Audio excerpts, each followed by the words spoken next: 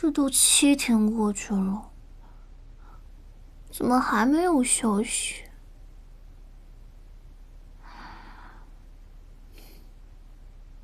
小白，你说过会来救我的，不要骗我。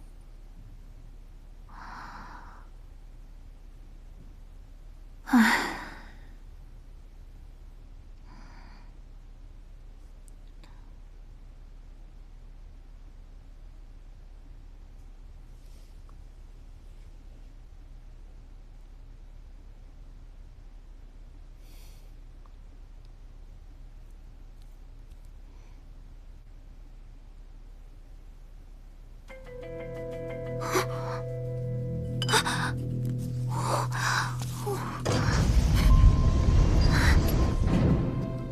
干什么呢？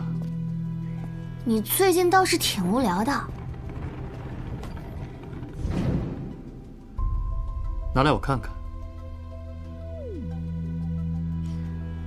你在说什么呢？我听不懂。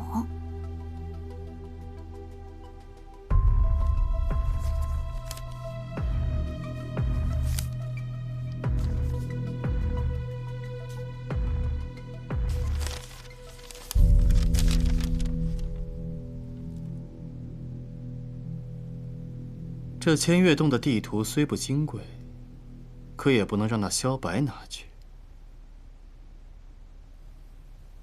小春花画的图也太难看了。你画的好看，你画呀。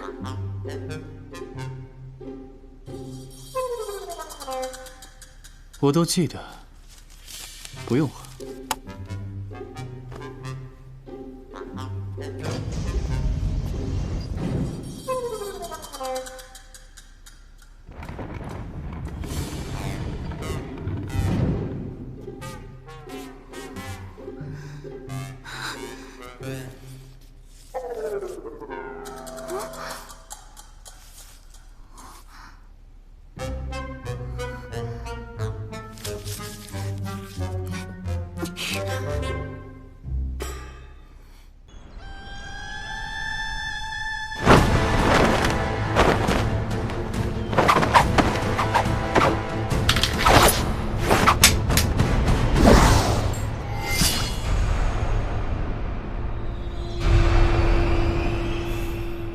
你有心事，在下胜之不武。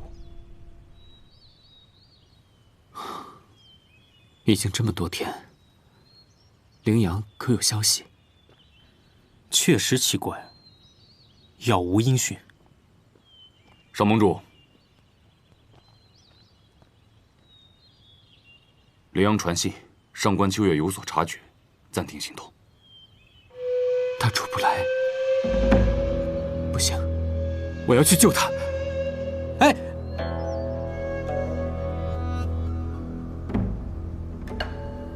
在饭菜里寻宝，小春花玩得很开心。是。尊主，来千月洞的各派已被击败，大多数人无功而返，但仍有不少人日夜蹲守在千月洞附近。千月洞很久没有这么热闹了，能让各门各派这么虎视眈眈的，恐怕不是小春花。尊主，春花姑娘藏匿于千月洞，引发凤鸣山庄与千月洞直接对立，这似乎对千月洞不利啊！多嘴，尊主自有安排，出去。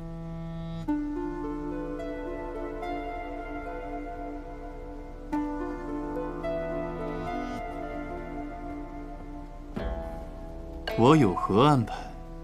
说来听听。属下不敢揣测尊主心意。说。传奇谷、凤鸣山庄、千月洞三足鼎立的时间太久了。长生果拍卖会白道损失严重，凤鸣山庄和传奇谷却毫发无损。春花姑娘是一颗引发变局的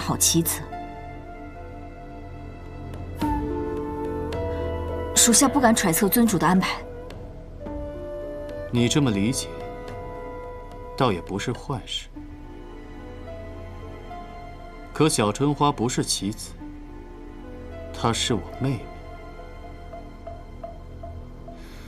话说回来，盟主夫人这么久都没有消息，凤鸣山庄没动静吗？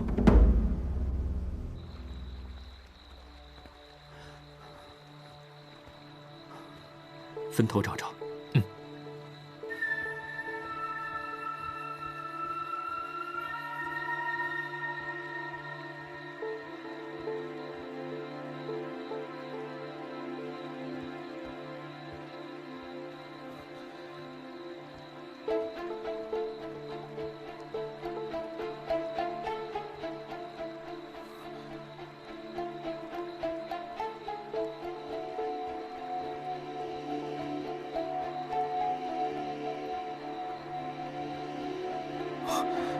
怎么又回到这儿了？不知道，此地甚是邪门。再找找。小白，清月洞地形复杂，没有人指引是根本进不去的。我知道你现在心乱如麻，可越到这种时候，你越得稳住自己这颗心，切莫乱了阵脚。可是我上次明明是从这里被引进的，怎么这次会完全找不到入口？不如我们回凤鸣山庄等待消息如何？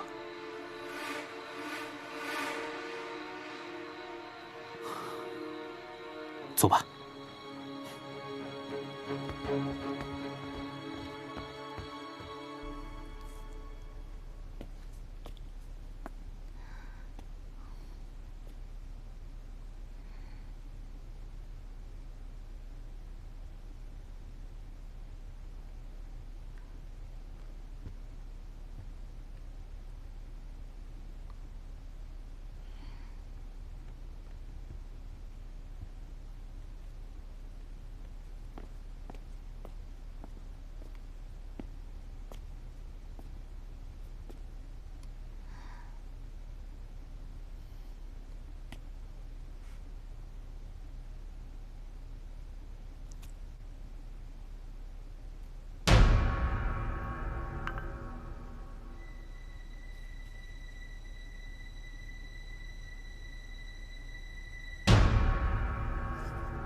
小春花，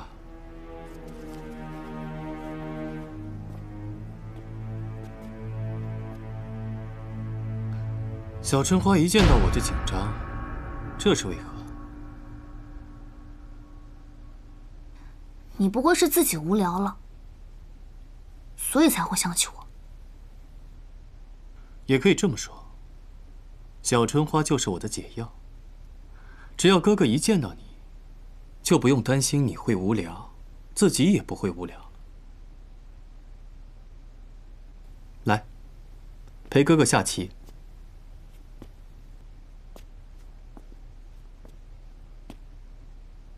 我不会下棋。围棋只有黑白之分，规则分明，有什么不会的？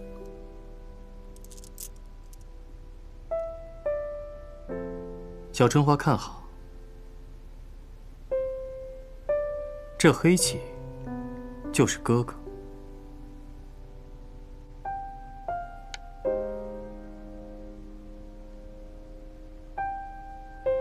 而这白棋就是小春花。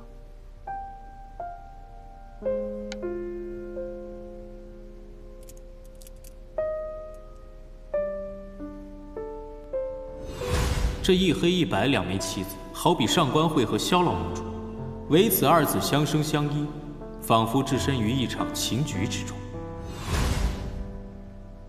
黑棋为了和白棋在一起而绞尽脑汁，自以为困住白棋，一切就万无一失。结果发现，自己跟白棋根本就不是一路人。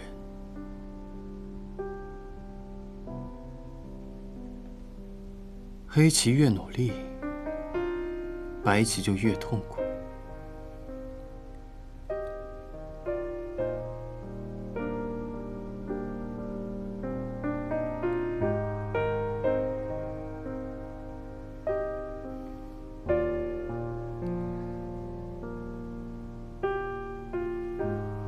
那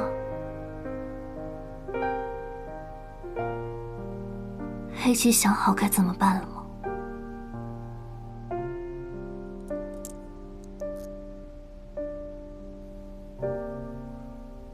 哥哥也不知道。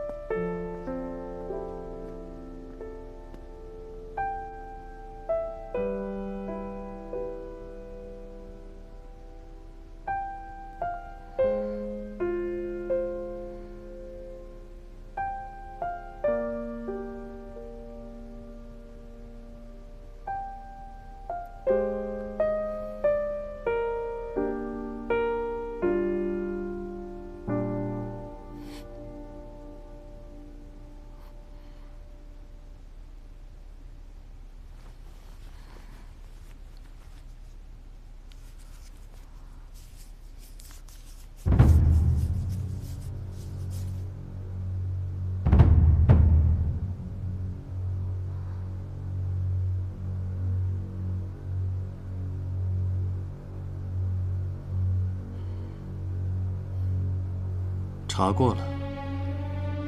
是，春花姑娘早上的米饭里有剧毒。送饭的乐仆属下已经带过来了，尊主要如何处置？怎么说啊？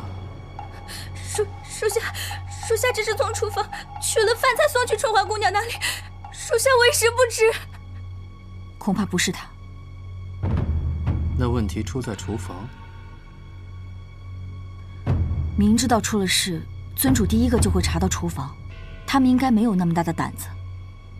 平日里进出厨房的人不多，但也不是没有，所以你看，咱们的厨房什么人都能进，留着他干什么？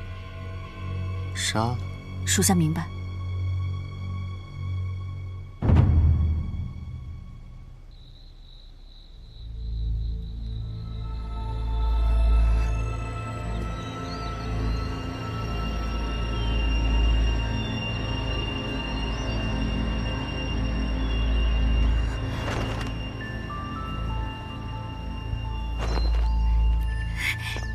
小白，春花姑娘，你有没有受伤？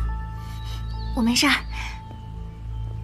小春花，有了相公就忘了哥哥，真是没良心。我才不要跟你在一起呢！啊，等等！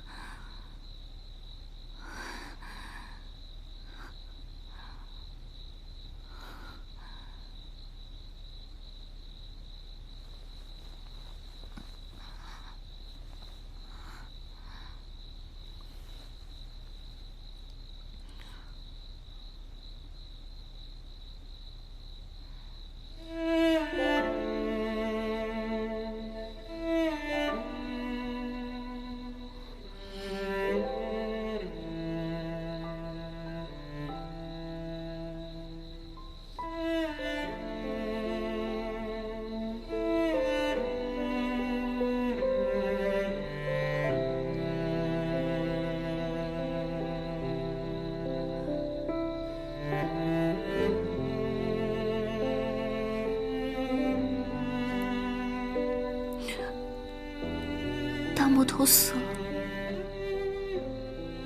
不是应该开心吗？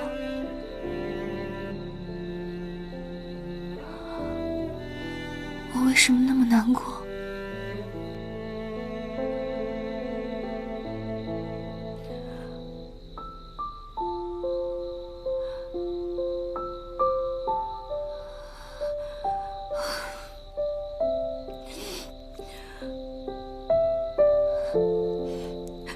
春花，你的相公是小白。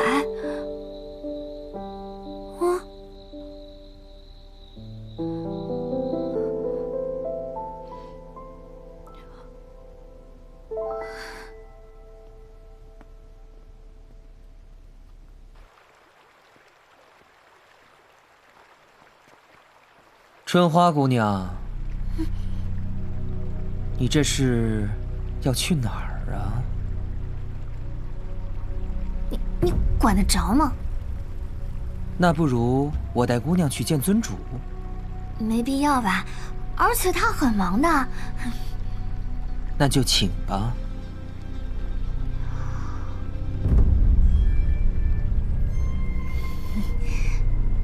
多谢。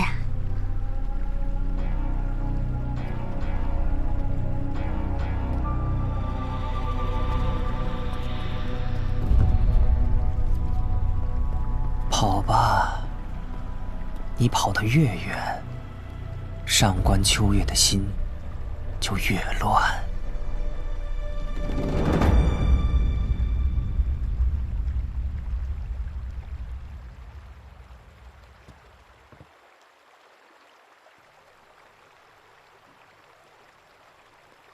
春花姑娘，你是？羚羊。是小白叫你来的？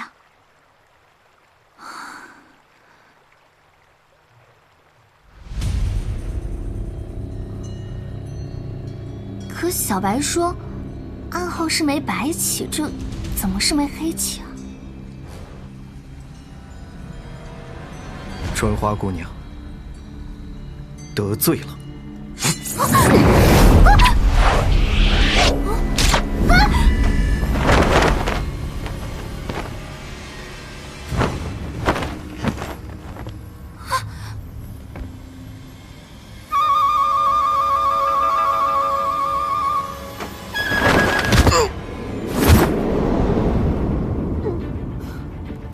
用笛子传递消息，真高明啊！我若是现在问你同伙在哪，你肯定不会说出来。该怎么处置他呢，小春花？我妹妹是好人，不杀人。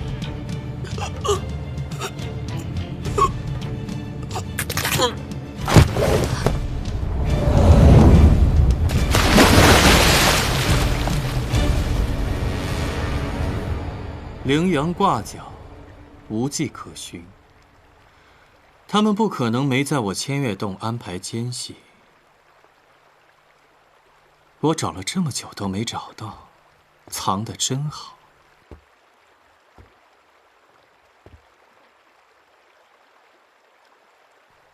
你是不是应该谢谢我？小春花，萧白是想杀你，而哥哥是救了你。所以你故意换掉我中午的饭菜，不然你就被毒死了。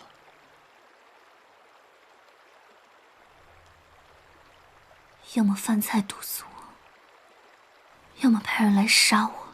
小白，你就这么想让我死？所以啊，小春花应该跟哥哥在千月洞。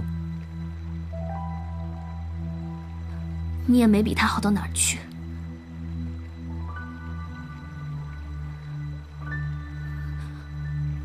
不行，我得回凤鸣山庄，我必须要去问个清楚去。慢着，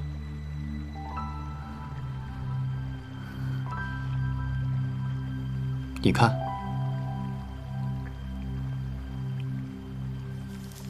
我这千月洞倒是因为你招来不少贵客。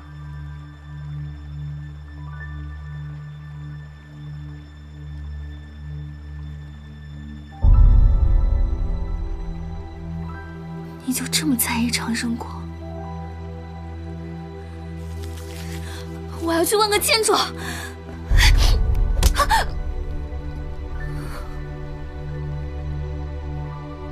小春花当然可以视死如归，但哥哥不能坐视不理。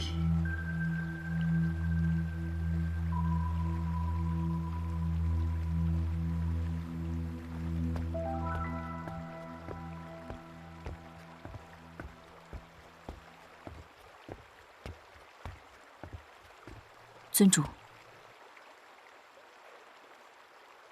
小春花安顿好了，已经睡着了。去拿一根冰蚕丝来。是。妹妹啊，哥哥既要给你自由，也要保你无虞。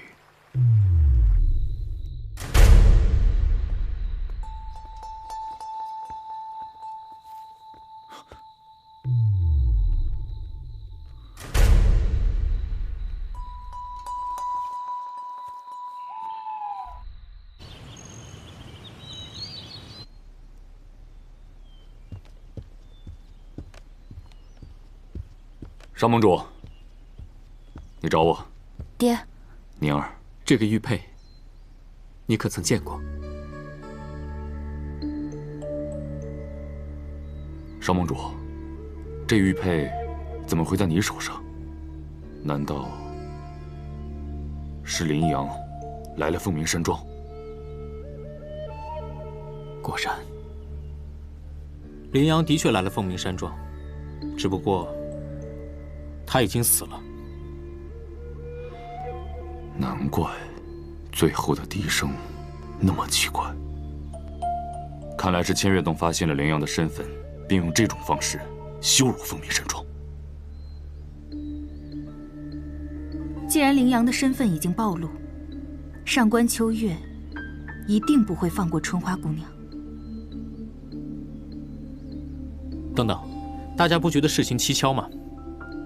在我看来，倘若上官秋月真的要春花姑娘的性命，那昨晚的尸首就不止林阳一个人了。上官秋月恐怕会先折磨羞辱春花。哼，春花姑娘是他从少盟主的婚礼上劫走的，或许这两个人，或许他只是威逼利诱罢了。林阳训练有素，在千月洞潜伏多年，此次营救虽非万无一失，但林阳断然不敢在救出春花姑娘之前暴露自己，除非是春花姑娘有意让其暴露。先找到他，我要亲耳听他告诉我，我才相信那是真相。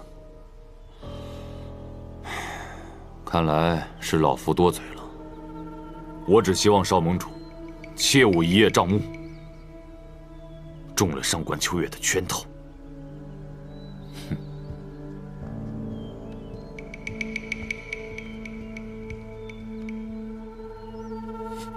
小白，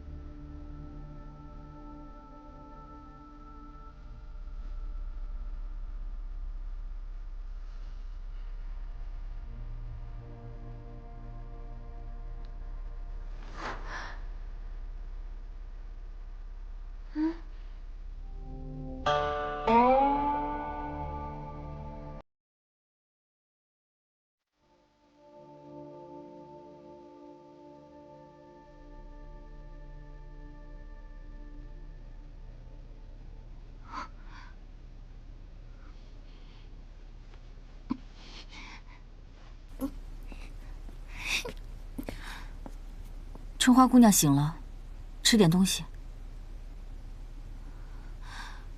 上官秋月呢？他这是要干什么呀？尊主给姑娘安全范围内的自由。自由？这冰蚕丝可以确保你在千月洞内安全无虞，不会被外人劫走。春花姑娘，好自为之。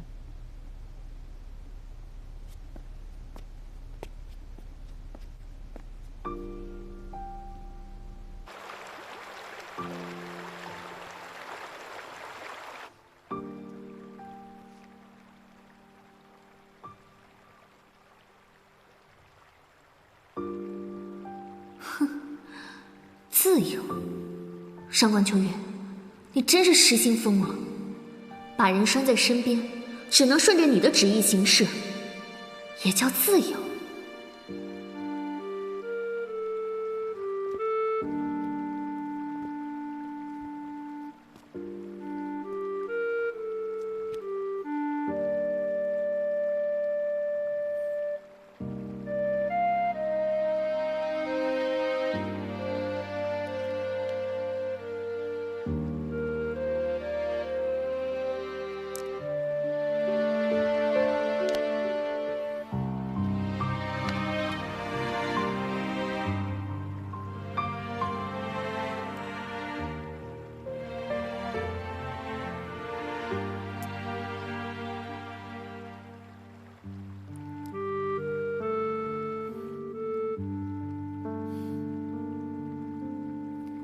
天马行空，你傻呀？这找一个东西大家都没见过的，冒充长生果不就好了？敢爱敢恨，香港。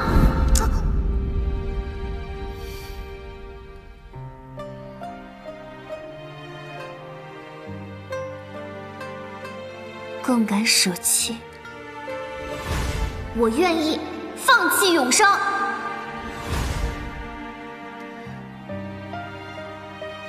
你到底是经历过哪一点，才敢对我这个笼中之鸟宣称自由？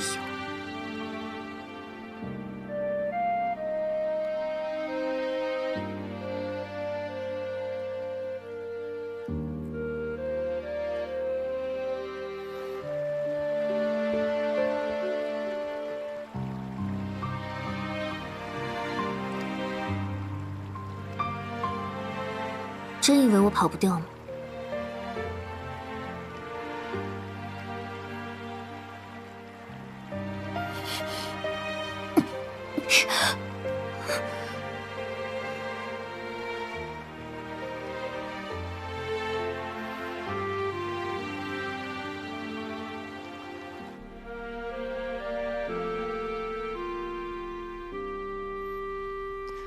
小春花，不要不乖。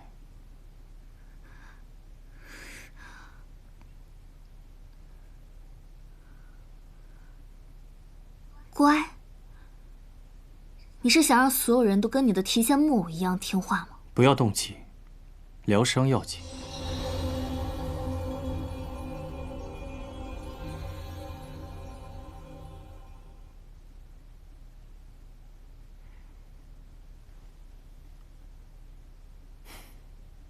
这千月洞任何地方你都可以去，岂不是比我小的时候要好太多？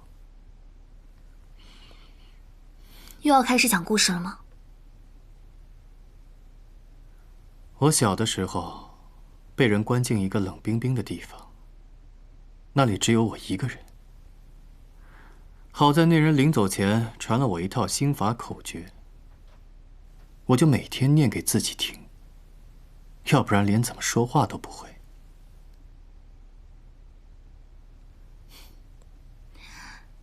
你也有这么可怜的时候啊。长大之后出来才发现，这世界很大，人也很多。可人多又有什么用啊？大家不都还是怕你？倘若我像你一样做个好人，他们就都会杀我。那还不是因为你只知道杀人？我比你明白什么是危险，什么是安全。小春花，放心，哥哥是不会害你的。可我不是花小磊，我也不是千月洞的人。你三番五次的利用我，现在又囚禁我，给我安全。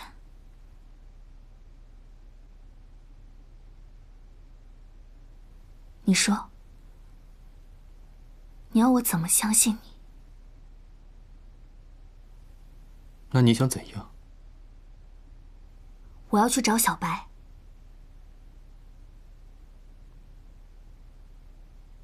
你就真的觉得那萧白比我安全？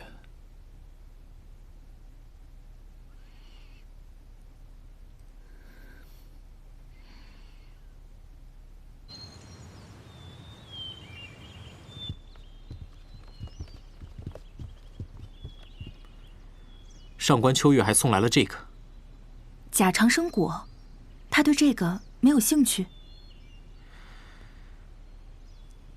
难道春花姑娘告诉他长生果作伪之事？春花姑娘身处险境，做出这种选择，也能理解。不对，我觉得长生果一事，或许千月洞比我们谁都明白。长生果的消息放出，引发医圣之死，拍卖会上武林同道死伤极为惨重，传奇谷也未能幸免。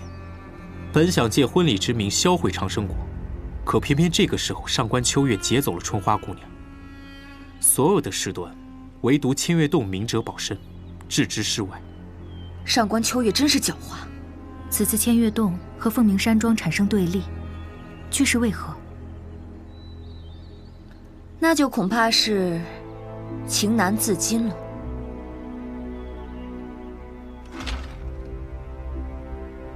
要尽快找到春花姑娘，查清楚了到底是怎么回事。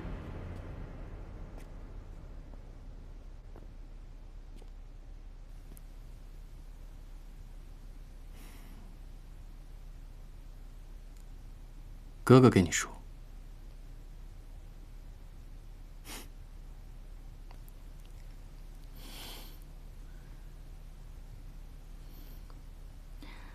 让别人看见千月洞洞主给我梳头发，会被人笑话的。谁敢笑话我就杀了他。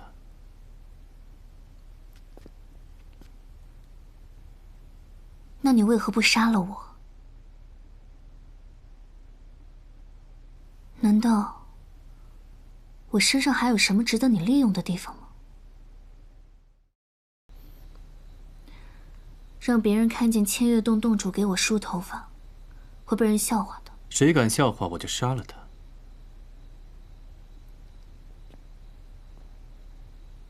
那你为何不杀了我？难道我身上还有什么值得你利用的地方吗？你又不是世外高手，也不是名门贵族，我能利用你什么呢？之前啊，是想让你帮我偷心法，误把你当成了花小磊。后来萧白已经练成了凤鸣刀法最后一式，那心法对我来说早就不重要了。现在哥哥只想护你一生周全。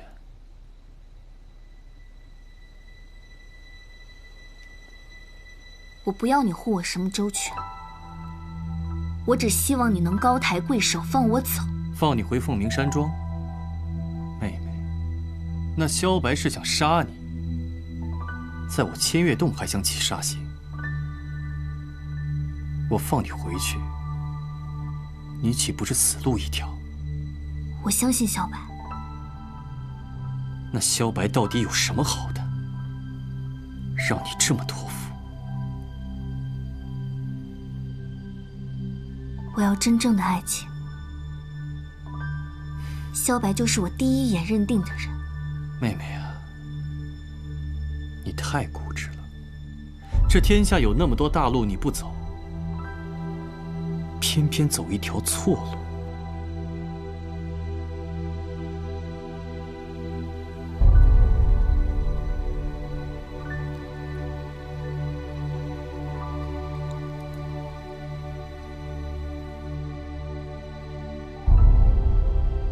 哥哥将这冰残珠送给春花，绑住了春花。现在春花要把这冰残珠还给哥哥，请哥哥放我一条生路。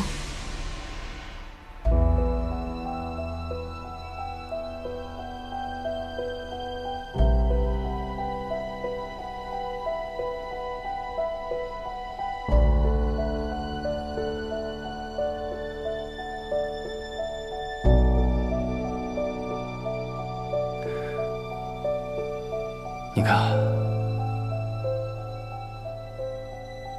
你如何召唤哥哥？平日是怎么依赖哥哥？这冰残珠都看着呢。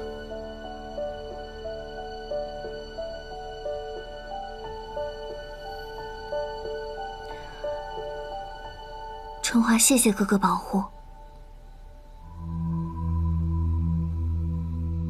只是我们都不是小孩子了，是时候去寻找各自的出路跟归宿了。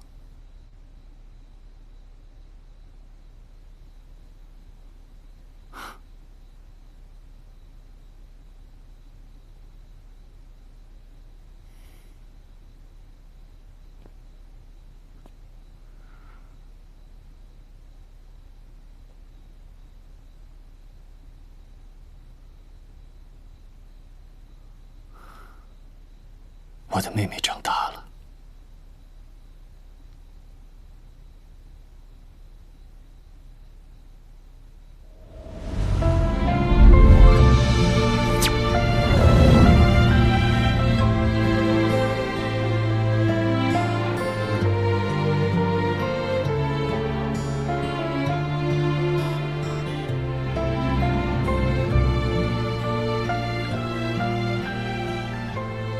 送她走。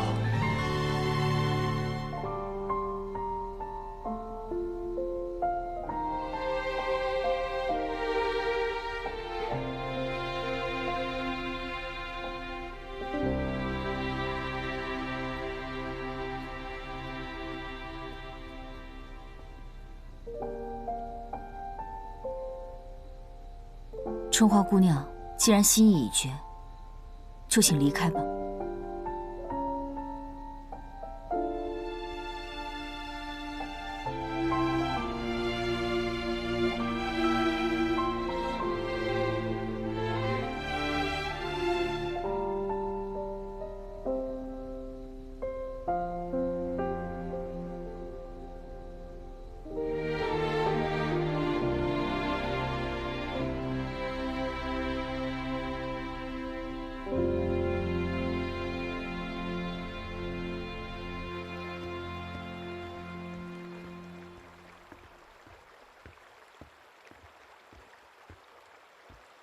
尊主，送走了。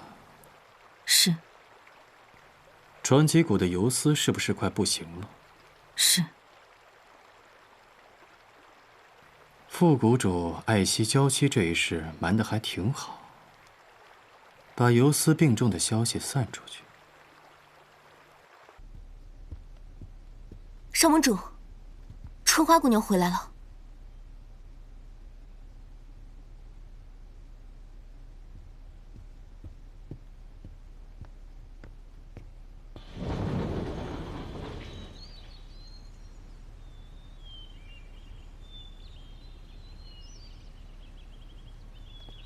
少盟主，请进。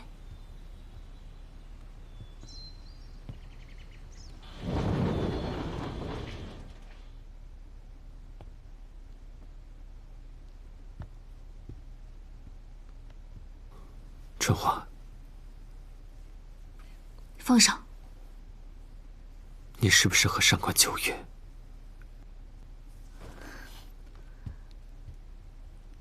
你见到我的第一个念头就是怀疑我。你还好吗？没错，是他派我来偷心法的。上官秋月也的确看到了花小磊身上的胎记，而且是他主动放我回来的。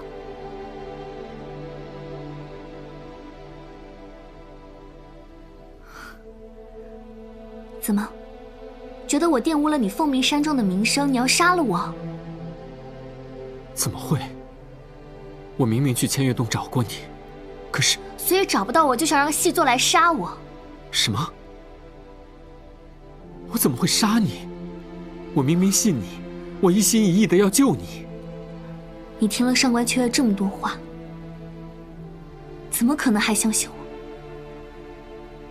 别撒谎！我没撒谎。我信你，真的。或许是花小磊给他看过伤疤，但一定不是现在失忆的春花，对不对？是上官秋月威胁你，让你来偷心法，让你听他的话，对不对？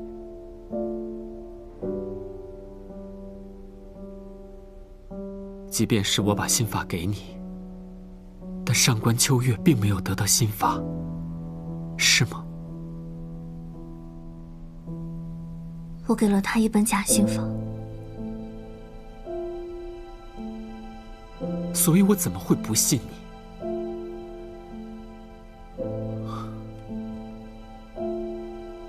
是我对不起你，没能早一点觉察到你被他威胁，害你一个人承受。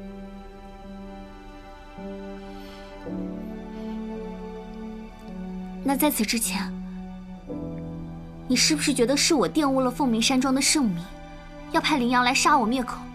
我绝对没有派林阳去杀你，我一直等你回来，望眼欲穿，等你回来告诉我真相。可突然那边的消息中断了，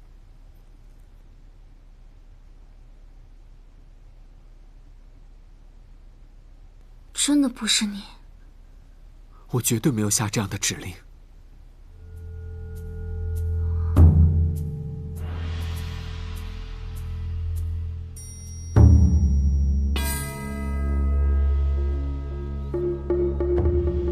彩彩，你说春花姑娘是怎么回来的？细作死了，那个大魔头要是不放她，她怎么回得来？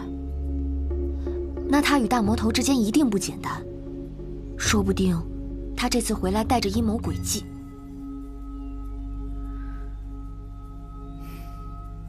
以后春花姑娘的事情，还是让少盟主来定夺吧。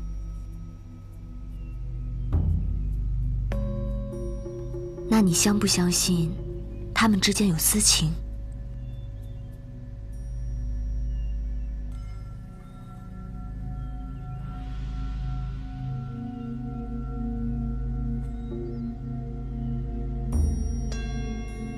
我们是外人，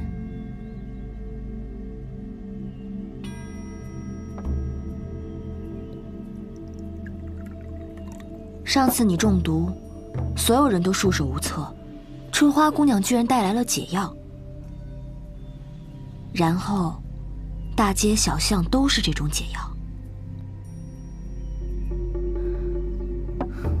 不管怎么样，她救了我，以后她的事情只跟少盟主有关。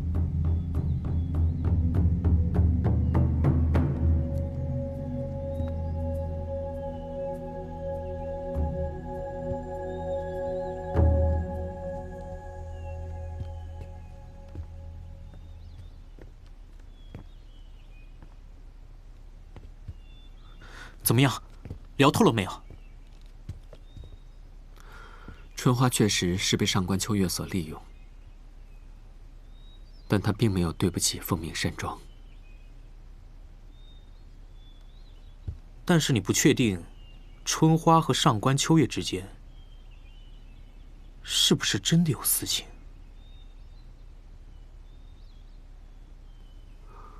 我不敢确信。但我认为没有。说来也怪，上次蒲公英的解药突然之间就铺天盖地。长生果的叶子，蒲公英的解药，如果真是出自于千月洞，那上官秋月还真不是对长生果没兴趣。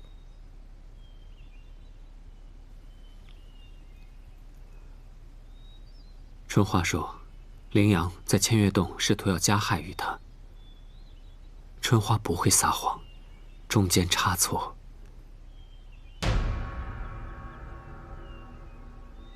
凌阳与冷掌门之间，我不太清楚。当初你与冷掌门接触更多，还请秦兄辨别一二。凌阳只听命于冷掌门的号令，将令在外，凌阳滋生出别的想法，也不是不可能。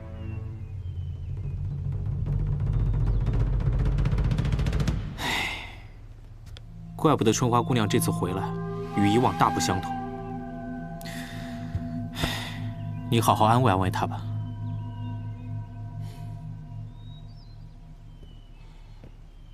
如此一来，还需从长计议。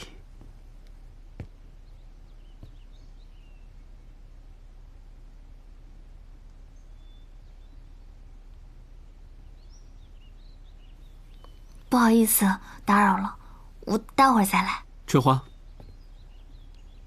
过来坐。春花姑娘，我们在讨论长生果的事情。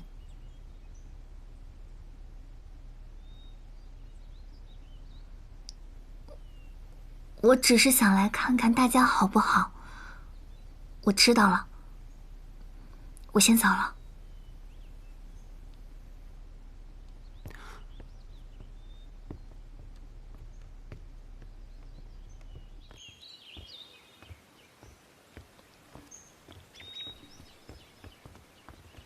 春花姑娘，春花姑娘留步啊！你不要多虑嘛。我现在倒成了个尴尬的存在了。哪里的话，你还是萧盟主的盟主夫人啊。秦公子，你可别忘了，我跟他从未拜过堂成过亲。成亲是早晚的事儿，只不过盟主夫人有别于寻常妻子，更多一份担当与牺牲。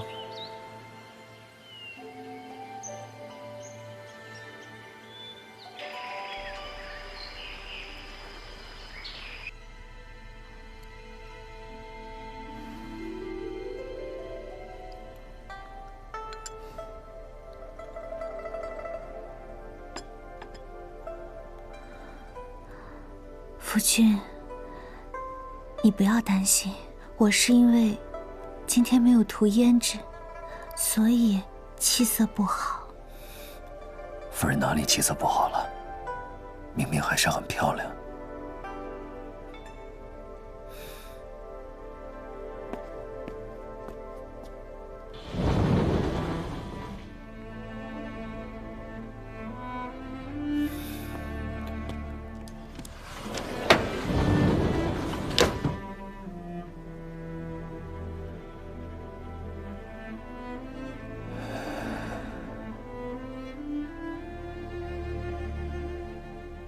长生果，你必须真的能让久病的人恢复正常。长生我不求，可有限的相处，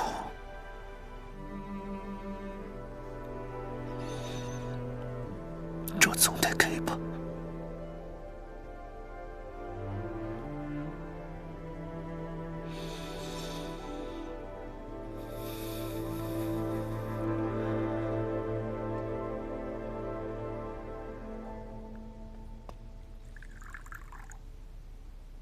小春花回到凤鸣山庄之后，可还安好？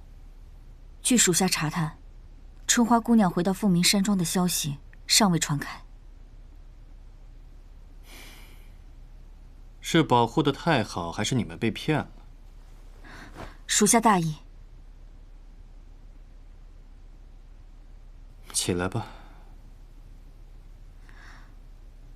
我叫你起来。是。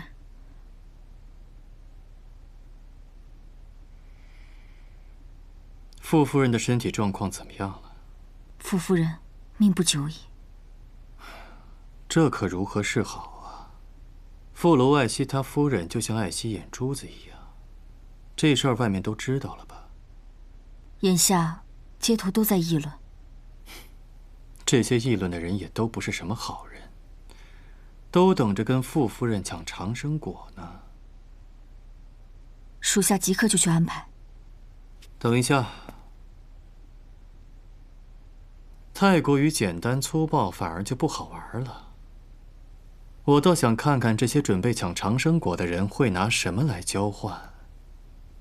你说呢，叶言？正派人士最爱惜名声，深陷危机中的人最需要权力。有道理。那就让他们把心事统统掏出来。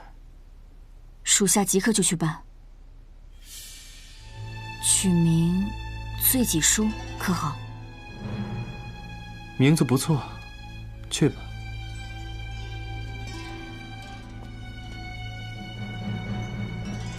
罪己书，长生果，什么意思？上次婚礼公开宣布销毁长生果未遂，当初好不容易让众人相信春花姑娘带着长生果前往千月洞，凤鸣山庄才有几日太平。可是今天一早又有很多江湖人士前来打探，又是石先生在捣鬼。对，他对外宣称上次拍卖流产，让凤鸣山庄白白得了长生果。他不愿再卷入事端，委托凤鸣山庄公开销毁，以绝众人的贪念。这种说法很是冠冕堂皇，不过更厉害的还在后面。他倡议秉承着向善的原则，鼓励人们坦诚自己的罪行。这个石先生使出的招数倒是层出不穷。罪己书约定，坦诚最为公开者即可获得长生果。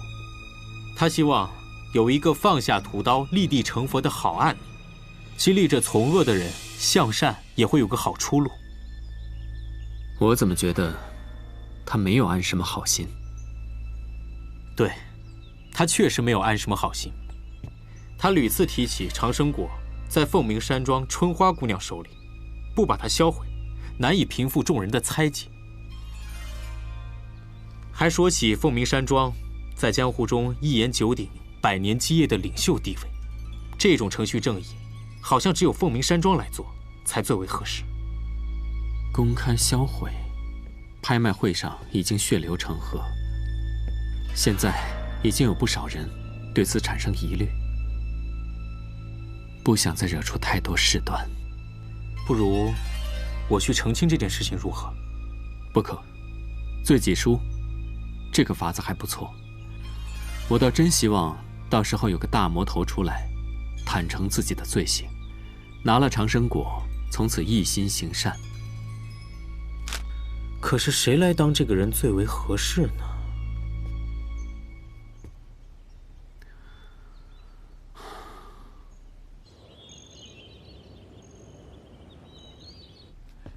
销毁长生果，这蛊惑人心的东西早就该销毁了。罪己书，这江湖上罪大恶极之人有2个：千月洞的上官秋月，传奇谷的傅楼。如果傅楼真的能坦诚自己的罪行，那我爹的死好歹有个说法。但是他一旦承认了，我爹他岂不是枉死的？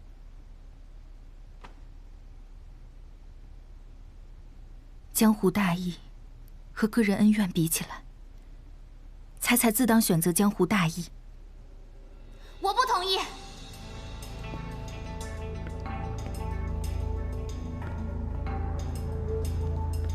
罪己书，对长生果最志在必得的人就是傅楼，明明知道是假的，也会奋不顾身的跳下去。但这就是个圈套。春花姑娘，你怎么就能确定傅楼就一定会奋不顾身呢？傅楼他这辈子最珍惜的就是他的夫人，他的夫人现在病入膏肓，最需要这颗长生果。可这颗长生果它是假的。春花姑娘，我曾经听你这么说过。确实，现在江湖传言，傅楼的夫人游丝已经病入膏肓，傅楼为此还茶饭不思。这个传言正好赶上罪己书的时间，是不是太巧了一点？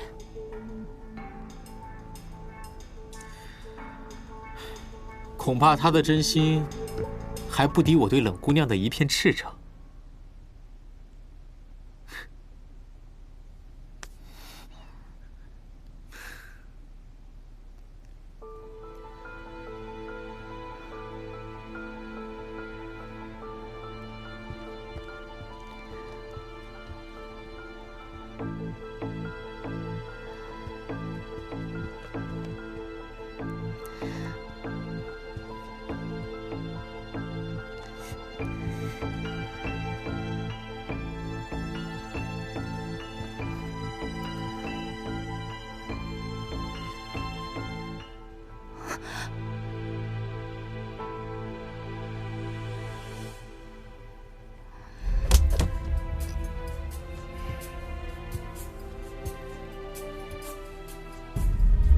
小春花回到凤鸣山庄开心吗？是不是因为萧白才不轻薄哥哥了？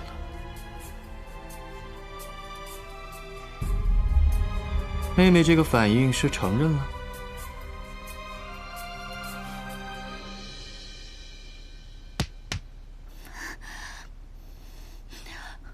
哥哥，上次一别，哥哥还以为你再也不想见到我。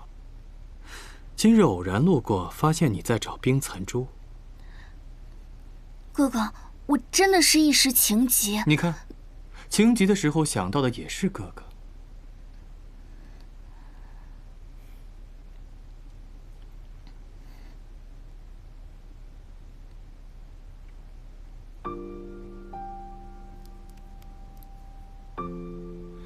下次再还给我的话，你就再也见不到哥哥了。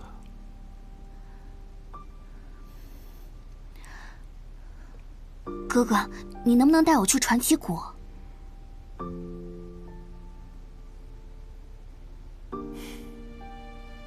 千月洞洞主罪大恶极，从不做善事。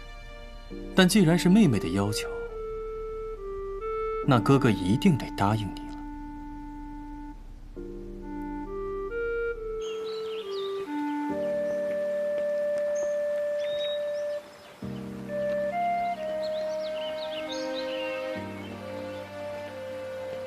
你就这么喜欢那个傅夫人？他人很好，怪不得你之前让我去求他。内心软弱有什么好的？傅楼迟早被他害死。如果不是因为他，千月洞、传奇谷、凤鸣山庄三足鼎立的局势就不会僵持到现在。我见过傅楼，他行事果断，心狠手辣，但也绝对不是那种有勇无谋的人。他要是能寻到个并肩的女子，早就可以在这混乱的江湖上更上一层。可他却找到了游丝夫人，心软、善良，他还体弱多病。傅楼倒是明白这个道理，所以他才不轻易让他出谷见人。不过小春花倒是很特别，你是最早发现傅楼软肋的人。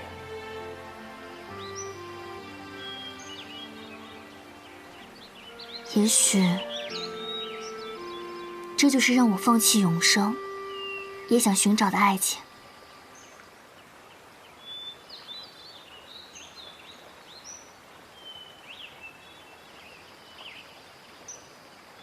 你不要伤害傅楼和游丝夫人。我若想这么做的话，他们就活不到现在。你不想杀傅楼？不想。傅楼也绝对不能死在我手上。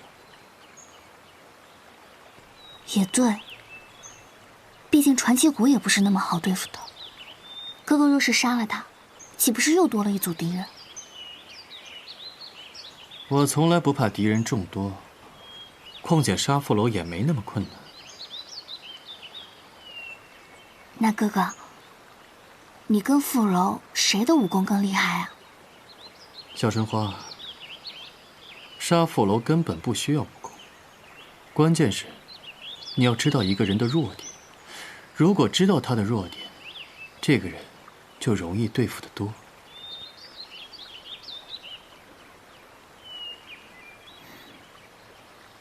对，你没有弱点。哥哥有弱点，哥哥的弱点就是你。以后多加小心。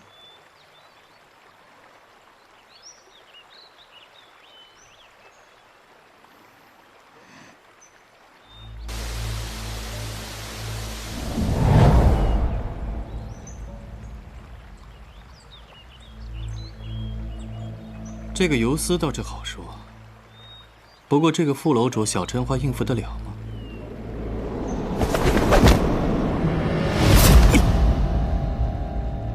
副谷主来的挺快啊。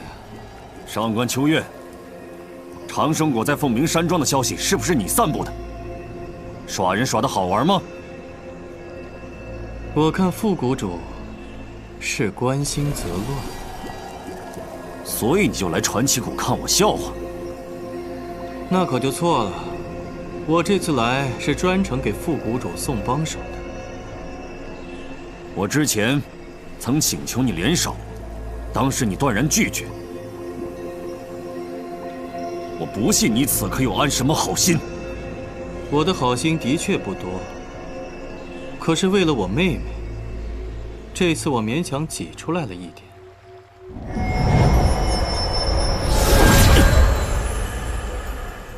你的内力，我就说吧，副谷主，我这个人当对手可比当帮手要麻烦得多。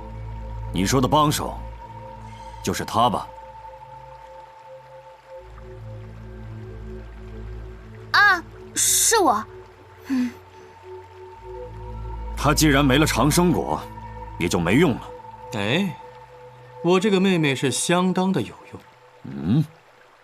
副谷主，凤鸣山庄这2天就要开长生果大会，我这个妹妹又恰好是萧白的未婚妻，副谷主可以用我的妹妹去换取长生果。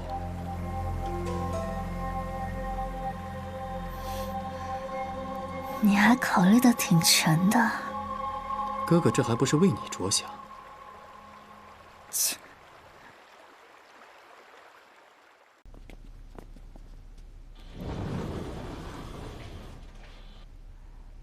春花姑娘，尤斯夫人，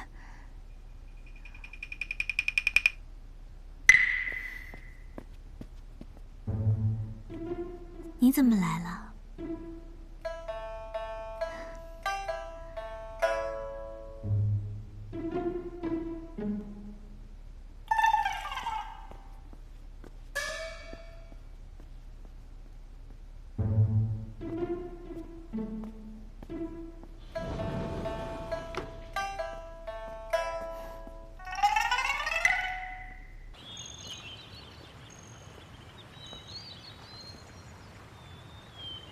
副谷主，我这个妹妹很善良，你要好好的待她。你真那么在乎你妹妹，会让我知道你这一出到底安的什么心？我对这个妹妹确实是真心，不过当然比不上你对尤斯夫人，所以也没什么好担心的。只是我不接受威胁，也不愿意我在乎的人受到一点伤害。你到底有何打算？当然是麻烦我自己去给凤鸣山庄送个信，告诉他们，盟主未来的夫人在传奇谷做客。你说他们会不会拿长生果来交换？